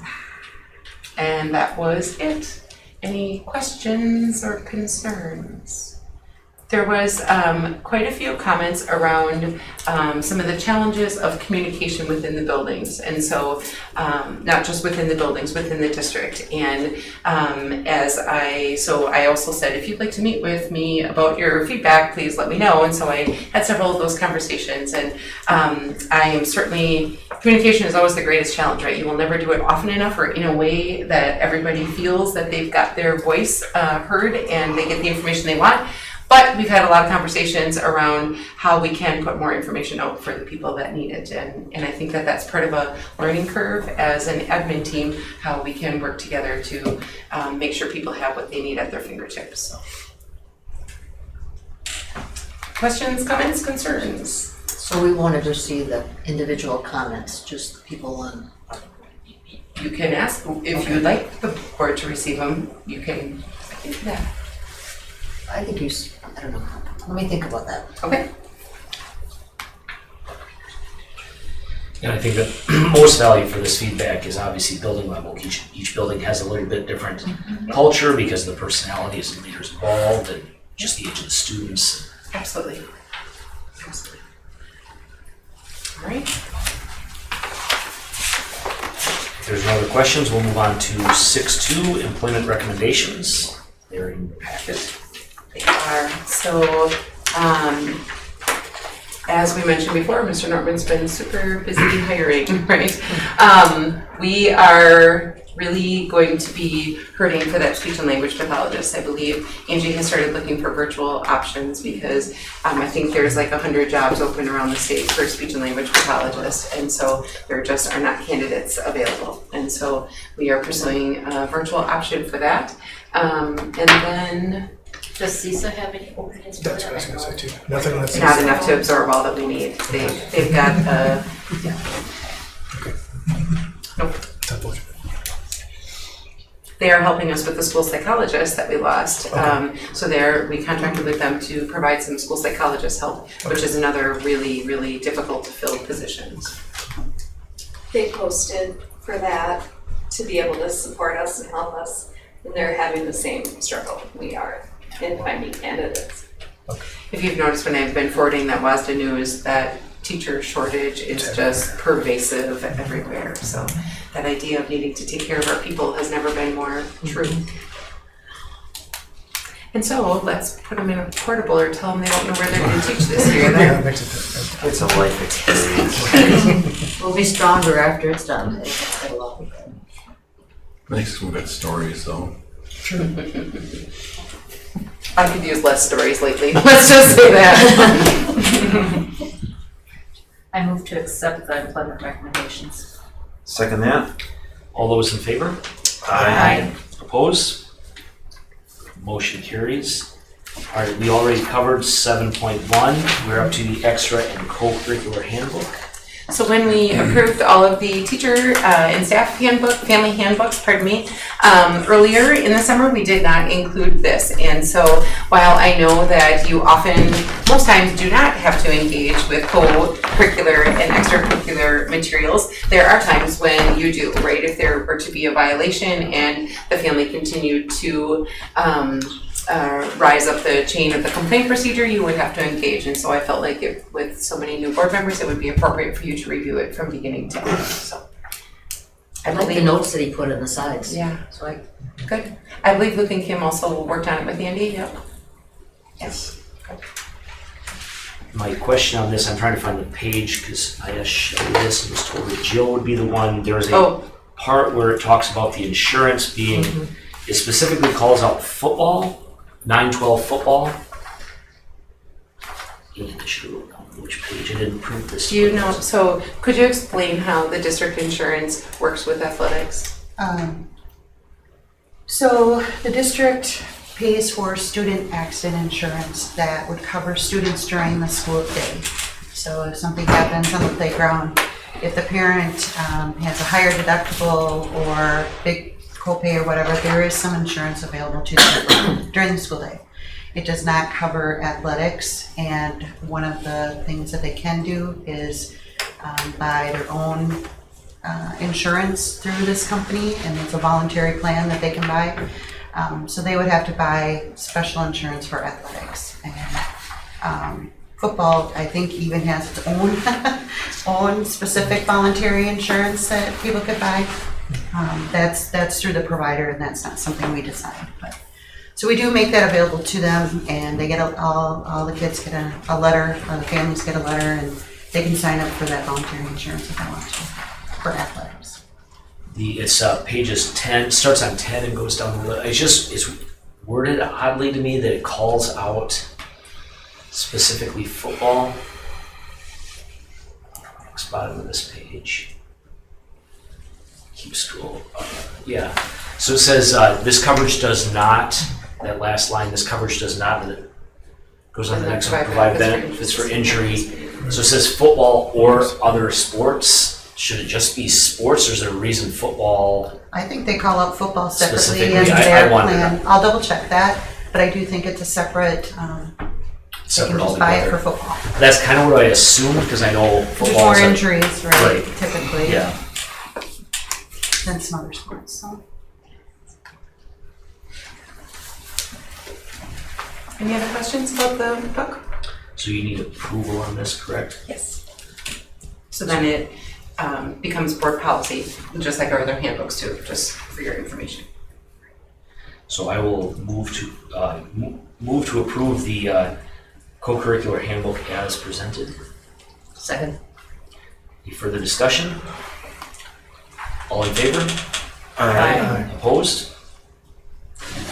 And then we're on to student success report, the parent tools, 7.3.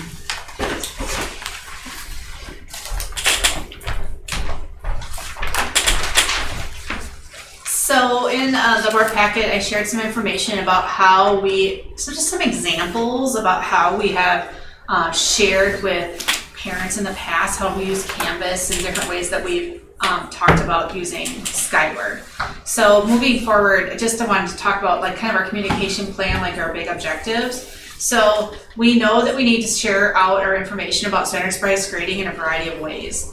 So we'll use our website, and we're going to try to use it like a variety of formats. So like both like that text narrative or that PowerPoint that we saw earlier, or also video. So a combination of multimedia. We also know that we'll need to send out messages via Messenger. There's going to be a change, especially to our high school parents, that there's going to be a change in how they're going to be communicated with around grading this next school year. They'll also have information at family night, so try to have like kind of like a booth type of thing set up. In addition, our principals, we haven't really talked about this exclusively, we'll be sending out information about so from their building standpoint of what to be looking for, and as well as information will be provided by teachers. So there'll be lots of different ways in which we can communicate, and we'll need to communicate in order to really educate all of our parents about this shift and how we're going to be talking about grading. And just for the board's information, I want to just talk briefly about Canvas, which has been our learning management system, and Skyward, and just so that you all have a just basic understanding of how this is going to be shifting. So in Skyward, which parents are used to accessing, that's how they register their students. That's where they check their grades in elementary. But for our secondary, Skyward is going to be the primary place in which they will be seeing their students' progress during the school year and their academic and behavior standards. And they'll be seeing a report out on that every 3 weeks. So that is different than what we were reporting in Canvas. The Canvas system, which is where we have all of our learning management, like kids could log on and see their assignments and that type of thing, get feedback. Canvas does not really do a nice job of reporting to parents in a nice, clear way how a student has progressed. It's kind of that's what we found out after a whole bunch of research, and we talked to different school districts, and that it just wasn't working for us. So we were having a shift in how we're reporting, which is going to take some work by our staff. It's more work for a shift in understanding. So we're going to be doing a lot of that work on Wednesday, and we're very excited to be doing so. And the last thing I just wanted to just talk briefly about is because there is going to be that shift and parents are going to be seeing it differently, that will be part of all of the communication that we're putting out. Mr. Manson, another way is putting together a website that's going to be helpful for parents, that's just going to educate and share information that way. So we had talked before about what our family is going to see when they log in, because last year when we had some of the high school staff piloting, parents were really feeling like they were challenged to get an accurate view of how their kids were doing. And so we will have that ready to show you, but I think one of you two said that we should wait till we have live data in there, so we'll wait until September or October to do that so that you can see real student information with no names or anything. But for years we've been steering parents towards Canvas, and now this year we're going to say, just kidding, come back to Skyward that you had been using all of this time. But they've also always had to maintain Skyward because everybody does online registration, and that's through Skyward, and so they're still aware of that, but Canvas is going to be much more of the learning management system, not the parent reporting tool, and Skyward will do more of that parent reporting for us. I know we had a request for some parents that they wanted to have like a Canvas workshop, so that's not going to be as... It certainly still could, because they can still check assignments if they're handed in. They can still, you can still see an awful lot of the stuff, like people who want to know what their kid's working on, logging in with your child, you see all of the work in there, so they can still do that. We certainly can hold those workshops. Mr. Dutton has hosted them in the past. I know he's had some evenings, and they're not super well attended, which is why he decided to put things together here that can live on the web. Yeah, because you click some of those live links and you get little, other vignettes. But I did have just a person ask me, remember you said you were going to put on Canvas workshops, and I thought, I will ask. So, fair enough. And it might just be helpful to do a Canvas Skyward together. workshop, just putting it all together so that click here and this will tell you this. Questions for you. You said, okay, so Canvas is a day-to-day learning management system for students, but parents won't necessarily be using that as an assessment anymore to find out where their students are at. Is that correct, what you're saying? Yeah, so Skyward's going to kick it out every 3 weeks. You're going to make a report that kicks it out to all the parents that says this is where your students as for this 3-week period. Right. So for that yeah, exactly. So that's where you're going to see the most accurate picture of how your student's doing. And so what it'll have is you'll log in and you'll see your child's course, and then it goes through the standards that are in that course. There's quite a bit of information in there, and then the assessments that have been done on those standards. So the parent will be able to see, okay, on this standard he's doing here, here, here. So maybe I might look at my daughter, for example, and I see, oh man, she's got a 1 here under this standard. What's going on? And I can look down at her behaviors thing and it says she's got a 0 because she's not being respectful. Then I can go have a conversation with my child, right? Because I know she's not doing well because she is not doing what she needs to do in her classroom. On the other hand, I might look at my child standard and it says, oh, she's got a 1 or a 2. And then I'll look down at behavior and she's got 4s under her, being responsible, and a 4 and being respectful, and then I can know to myself, oh man, there's some other thing getting in the way of learning here. So maybe I need to help her identify some other things out. correct me if I'm wrong, there's approximately 9 months roughly of the school schedule, and then that makes trimesters every 3 months. And if we divide that by 3 weeks, you're gonna get 3 reports per trimester, if I'm correct. It's 12 weeks in a trimester. 12 weeks, by the time the 4th report comes out, that trimester is completed, so in other words, it's 4 reports, yeah. so 4 reports, but 3 are you can actually make a change and possibly in some of those assessments, because the 4th one will be the end of the trimester. So you have to wait 3 weeks in order to find that out, so there's a large gap there. And this is what some of the parents want to know, is like, what's my student supposed to be doing today? And this is not, and this is And I where think that when Canvas, we go to Canvas, you'll be able to see those assignments in there. For for the most part, I think that it's going to be helpful that way. And I also think, like, if you're at the point with a high school student or really a middle school student where you need to be thinking down to that weekly basis, you really want to be in close contact with your teacher. So, like, the child that is at that level of support from a parent, that's a pretty high level of support for that age group. That would be my recommendation and what I would recommend to a parent. okay, so it's taking then, so basically now the parent and the teacher will have to do a more one-on-one interaction. If they're questioning what their students, where they're at in that course, whatever course that may be. And so that's where the advantage of Canvas was before was, oh, I can see that you have something due this Friday. Well, let's not make assumptions there, right? Like, so with That's what the purpose of Canvas was it was tricky. I think Canvas was muddying the waters as far as I worked with a lot of parents when we made this decision about working it through it this way. And what Canvas was making it really hard for a lot of parents to really clearly see what was going on with their student. So they would look on the Canvas and Canvas would say, oh, you're failing. Then they'd have a conversation with their child. And it was a very difficult process that we are trying to make clear. And if I could, just even before the standards base, we have perpetually had this challenge that a parent wants to be able to log in on any single school day, 177 school days, and know exactly where their child is. I'm a teacher and I just got 110 papers to correct. You log in tomorrow, you may or may not see that this paper has been corrected, right? So it's never live, and so those 3-week check-ins, we used to spend so much time during our continuous improvement meetings talking about how often can we expect all teachers to have all grading in so that we can say every 4 weeks, if you log in, I promise it's up to date, right? Because it's the end of the unit, but this kid didn't do this project yet, and so, right, so that parent communication about real time has been a challenge for as long as I've been in education, and I loved your response that if you have a child that needs that kind of tight monitoring, then a conversation with the teacher is 100% your best pathway to doing that. The tools are there for the average kid who doesn't need that kind of prompting at those upper grade levels. And I can name countless teachers that have been like, we'll have conversations with parents and be like, okay, I'll email this parent when I know this child needs this. Like, teachers are willing to go, if they know that they're gonna get parent support, they're gonna go above and beyond to do, not that that's above and beyond, but they're gonna have those communications take place that will support that child. And I also wanna say to that point of that 3 weeks, like, well, when we really think about how learning takes place, like, we shouldn't be like giving this final assessment out in the middle of someone's learning. That's not fair either, right? Like, we don't know, we practice, like, think about football. We've been practicing all summer without an assessment. The assessment's coming up pretty soon, right? So it's the same with learning, like giving that time, giving that space for learning to take place and really valuing that, because that's what we need and that's what matters. Some of the frustrations that I have heard in the past when I dig deeper, it is kids who go home to their parents and say, I don't know, Skyward's never up to date. I don't know, I can't tell you.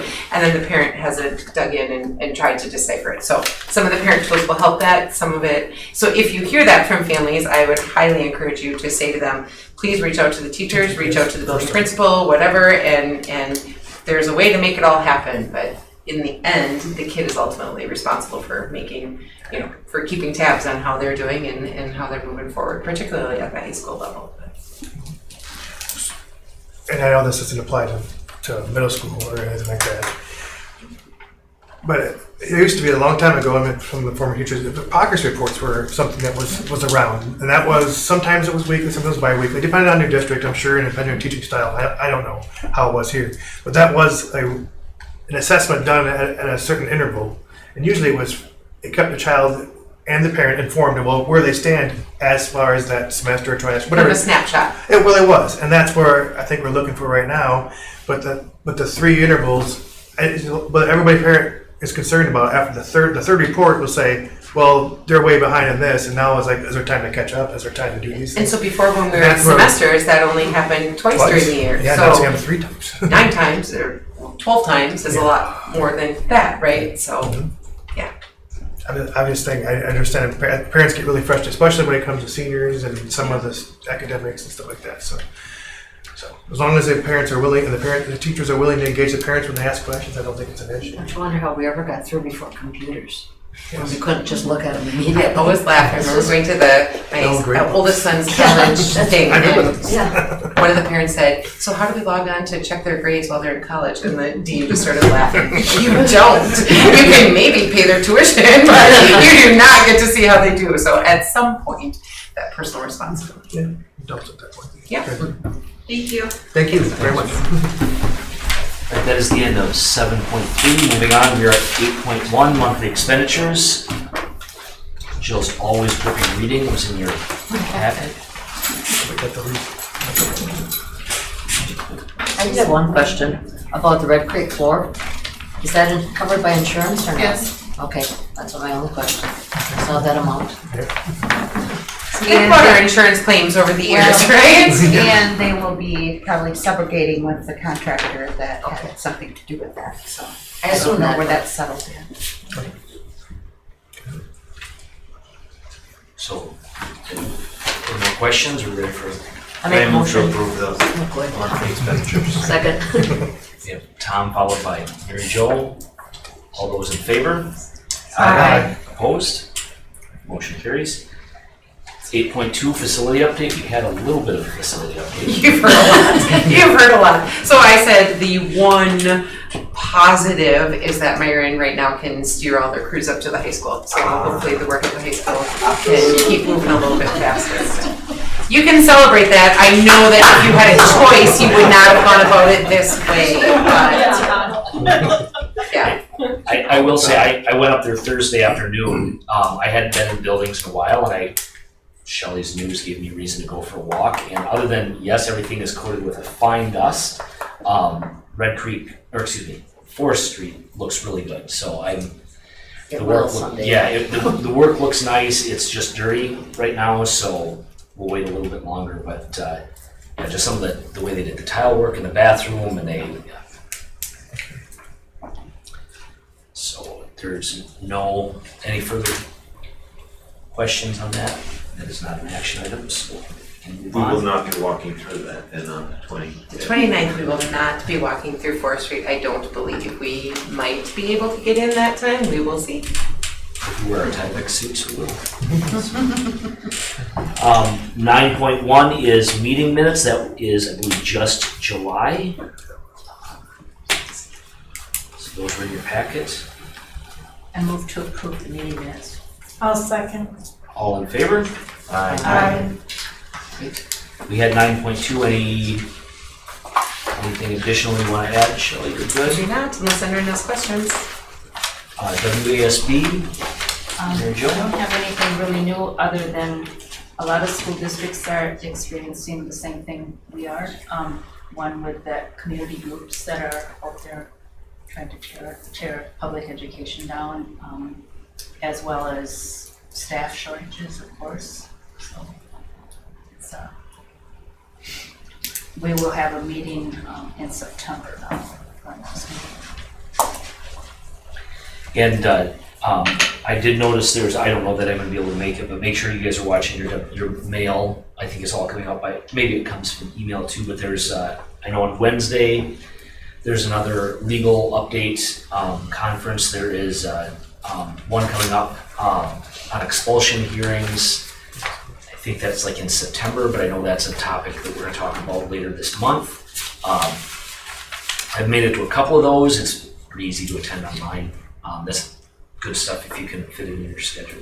When they did the survey, a lot of it was overwhelmingly that people wanted different options for training, such as the online, but then wanted personal attendance as well. And we did, the leadership conference was attended, I mean, we had a pretty good turnout, but for as many, it was like 87% wanted in-person trainings, and then yet they're not completely attending. But I When think the that dates will work change. for them, right? Well, I think that'll change as people get more comfortable with being out and about again, and so, because when we gather, it's from all over the states. Yeah, when I like the online ones just from logistics, For they don't have to convenience, drive yeah. anywhere, and Yeah, I think are they an hour long, and I can fit it in my schedule there. Any other conference or workshop attendance? Alright, and then school board connection opportunities. The end of the notes had an awful lot of calendar dates and times if they work for you. This is a fun time of year to make some connections with staff if you are available. We would invite you to that, the 25th, the kickoff, when we introduce all new staff, if that's a time that works for you. We would certainly introduce you as well, smile and wave to the whole team. And then that day on Friday the 26th, the historical trauma, that's going to be a great day with Barb McKenzie. We're really excited about that. Our facility tour will still happen. We will hope that we can get through 4th Street and at least you can get an update then, but no promises on that one, so. Where will we meet for the facilities? The meeting will only have to be noticed and stuff, so we will probably meet at the high school to start off, and then after our tour, we were going to have a special board meeting to talk about expulsions, and so we will do that at the high school, so then we can start there, drive all the way around, and then end there as well. What's the 29th? Yeah. So at 5:30? What do I have down What's there? that? I have 5:30 facility, yep. I had the opportunity to go with the Red Creek staff on the annual canoe trip. And so, again, we played bocce ball. And I thought, as a board member, I can offer up, a day off for somebody who would win 2 games in a row. So it happened to be me, so I will be here for the September meeting. Way to be a champion. Right? Are you secretly? I don't know if that needs board approval or not. Are you secretly a ringer at bocce? Oh, well, let's play with golf balls. So. We're learning a lot about it tonight. Right, we are. Yeah. On that note, I cannot be here on the 25th. I am gone Wednesday through Friday that week. Tom, are you going to speak on my behalf at the All Staff? Of course, yeah. I will know by tomorrow. Okay. If I will be here or not. Okay. So it depends on when my vacation. All right. If you're taking one of your 2 days off that day?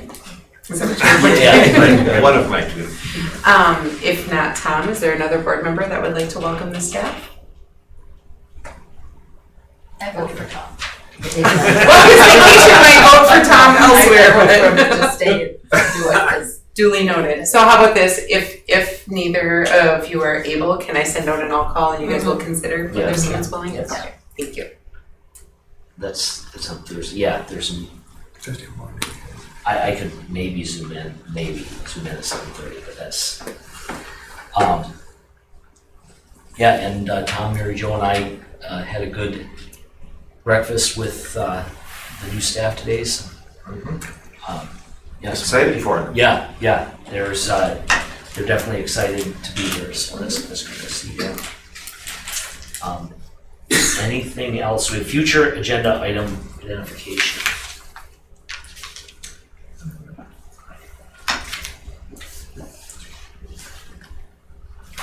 Okay, So we are. there'll be no meeting.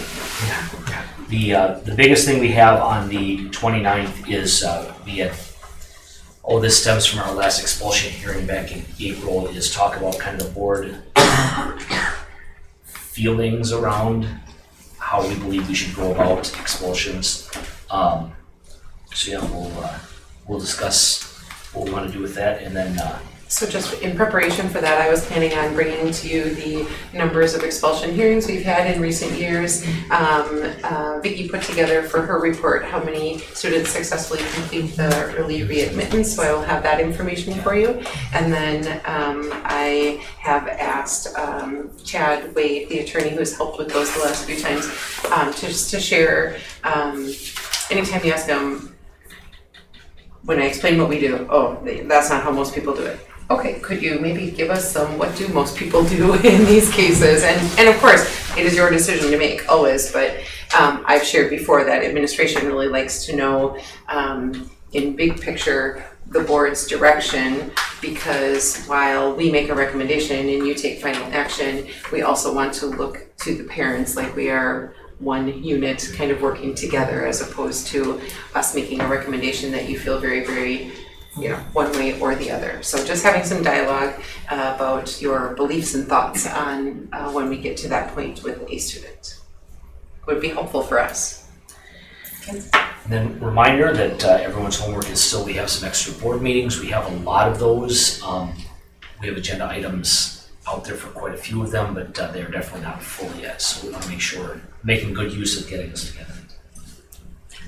So if there's nothing else, I make a motion to adjourn. Second. all those in favor? Aye. Opposed? Motion carries.